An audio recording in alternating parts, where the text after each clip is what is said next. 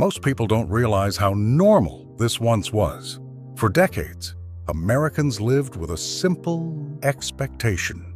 If you worked hard, stayed loyal, and did what was asked of you, life would hold together. Not perfectly, not lavishly, but steadily. A job that paid the bills, a home you could keep, a future that felt predictable. Then something changed. Not with a crash, not with a single headline, but quietly. In 2026, more than 1 million middle-class jobs disappeared without the usual warning signs. No sudden panic, no dramatic recession announcement, just a steady stream of layoffs, restructuring notices, and efficiency improvements. And what made this moment feel different was not only the number of jobs lost, it was why they were lost. This did not feel like a downturn. It felt like replacement. Across the country, people began asking the same question in private. Could my job be next? For the first time, layoffs were happening even at companies that were profitable, growing, and widely considered safe. That is the pattern that matters. Retail giants started cutting not cashiers, but planners and logistics staff, the quiet, well-paid professionals who keep systems running. When grocery bills rise faster than wages, people do not stop eating, but they do buy less. And when less moves through the system, fewer people are needed to manage it. The same logic shows up in technology. Companies that once promised long careers now quietly admit that the tools they built can replace the people who built them. Software writes software. Systems test themselves. Tasks that once required teams now run automatically, day and night, without rest. What hurts most isn't being fired. It's realizing the system no longer needs you. No one is angry. No one is blaming workers. Experience hasn't lost its value because it is wrong. It has lost value because it is slower and more expensive than code. Loyalty doesn't fail because it is meaningless, but because it no longer fits the math. That logic doesn't stay inside tech companies. It spreads. Logistics firms invest billions in automation while cutting stable, union-protected jobs. Airlines reduce engineering and safety roles while insisting everything remains under control. Car manufacturers scale back the very future jobs people believed would be untouchable because consumers simply can't afford the future being built. As jobs disappear, something else weakens quietly. The places built around those jobs. Some communities can absorb shocks. They have savings, diverse industries, and room to maneuver. Others don't.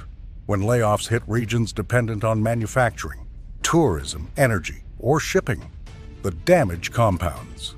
Spending drops. Local businesses suffer. Tax revenue shrinks. Public services weaken, exactly when people need them most. This is how economic pressure turns into social strain. It doesn't arrive dramatically. It shows up as slower hiring, closed storefronts, delayed repairs, families moving away. Over time, the ground erodes beneath communities that were already stretched thin. And this is where today's economy reveals its most uncomfortable truth. The companies making these cuts aren't necessarily failing. Many are succeeding. They are rewarded for doing more with fewer people. Investors applaud it. Markets reinforce it. Efficiency becomes the highest virtue, even when stability, experience, and safety quietly lose ground. No villains are required, just incentives. That is why this moment feels different from past transitions. Previous shifts unfolded over generations. People had time. Children grew into new industries. Towns slowly reinvented themselves. This shift is happening in years. A 50-year-old professional can't retrain overnight. A community built around one employer can't pivot instantly. And a system that values speed above all else does not wait for people to catch up. So what does this look like right now? It looks like households cutting back quietly, downgrading plans, delaying purchases, letting online carts sit unbought. It looks like companies calling it transformation, while workers feel something closer to loss. It looks like states with limited reserves facing hard choices with very little margin for error. The economy is becoming more productive and less dependent on human labor. That contradiction sits at the center of everything. This is not about fear. And it is not about blame. It is about understanding that the old assumptions no longer hold the way they once did. The promise was simple: work hard, stay loyal, and you will be okay. That promise is not disappearing all at once. It is being rewritten quietly. And the most important question now is not whether that is fair. It is whether we recognize it in time. These changes do not happen all at once. They unfold quietly over time, often without much notice. Understanding them is not about fear or blame. It is about seeing the world as it is today. I hope you found this video interesting. Let me know what you think in the comments. If you would like to explore more of how everyday life is quietly changed, you are welcome to subscribe. Thank you for watching, and I will see you in the next video.